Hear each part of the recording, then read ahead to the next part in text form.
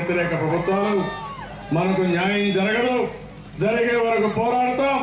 నేను ఒకటే హామీ ఇస్తున్నా, నా శరీరంలో చివరి రక్తము పుట్టినంత వరకు రైతుల కోసం పోరాడతాను, న్యాయం చేపిస్తాను. వ్యవసాయ లాభసాటిగా తయారు చేసే వరకు ఈ పోరాటం ఆగదు. వ్యవసాయానికి ప్రత్యేకమైన బడ్జెట్ కూడా పెట్టి మిమ్మల్ని ఆదుకుంటాం. ఇంకో పక్క మీరు చూస్తే కరెంటు ఛార్జీలు, ఏ తమ్ముళ్ళు కరెంటు ఛార్జీలు పెరిగాయా లేదా? కరెంట్ వస్తా ఉందా?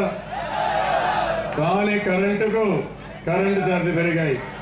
నేను ఆ రోజు ఒక మాట చెప్పాను, ఈ కాంగ్రెస్ దొంగను నమ్ముకుంటే కడాన కరెంటు తెగిలిపోయిన బట్టలు ఆరేసుకుంటారని. ఇప్పుడు పీక్కుంటున్నారు. నేను చెప్పినంతా కూడా ఈరోజు ప్రజలు చూస్తే 9 సంవత్సరాలు కష్టపడి కరెంటు డిపార్ట్మెంట్ ని స్ట్రీమ్ లైన్ చేసి మిగులు కరెంటు అదే మరిగా సంస్కరణ తీసుకొచ్చి సమర్థవంతంగా నడిపించాం. ఈరోజు ఆ డిపార్ట్మెంట్ నాశనం చేశారు. ఇంకో పక్క మీరు చూస్తే పేదవాళ్ళు, తెలుగుదేశం పార్టీ హయాంలో నిత్యావసర వస్తువుల నియంత్రణ చేశాం, పేదవాళ్ళకి అండగా ఉన్నాం. ఈరోజు జాతీయ ఉపాధి హామీ వల్ల 100 రూపాయలు కూడా ఇవ్వడం లేదు. ఇంకో పక్క జాతీయ ఉపాధి హామీని వ్యవసాయానికి అనుసంధానం చేయమంటే ఈ సిగ్గులేని ప్రభుత్వం అనుసంధానం చేసే పరిస్థితులు లేవు. నా ఆలోచన ఒకటి, పేదవారికి కూడా న్యాయం జరగాలి, నిత్యావసర వస్తువుల ధరలు నియంత్రణ చేయాలి. చేయలేకపోయారు, దారుణంగా ఫెయిల్ అయ్యే పరిస్థితికి వచ్చారు. ఇంకో పక్క కరువు వచ్చింది, మంచినీళ్ళు ఇవ్వలేరు. కానీ బెల్ట్ షాపులు మాత్రం విచ్చలవిడిగా పెట్టి చీప్ లిక్కర్ మాత్రం నీకు నీళ్లు తాగద్దండి, కంటిన్యూగా చీప్ లిక్కర్ తాగి నిద్ర బొమ్మని చెప్పే పరిస్థితికి వచ్చారు. తమ్ముళ్ళు, ఏం తమ్ముడు ఇప్పుడు కూడా తగ్గలేదు? ఇప్పుడు మళ్ళా కాదు. నేను అప్పుడు ఆ మధ్య పోరాడినప్పుడు ఎంఆర్పీకి అమ్ముతున్నామని మళ్ళా పెట్టేశారా?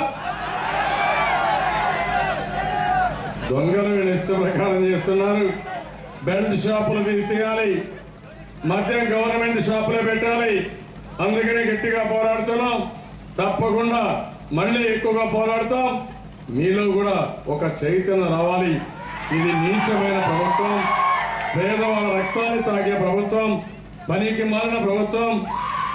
పిసిసి అధ్యక్షుడు దొంగసారా అమ్మే పరిస్థితికి వస్తే ఎవరికి చెప్పాలని నేను అడుగుతున్నా.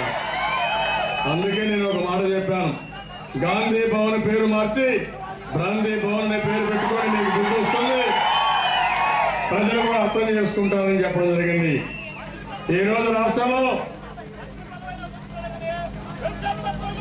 మా తమ్ముడు చెప్పినట్టు మంత్రి పదవులకు తక్కువ ఆదాయం వస్తుంది, బెల్ట్ షాపులు ఎక్కువ ఆదాయం వస్తుంది తమ్ముడు. అందుకే వాళ్ళు వదిలిపెట్టరు.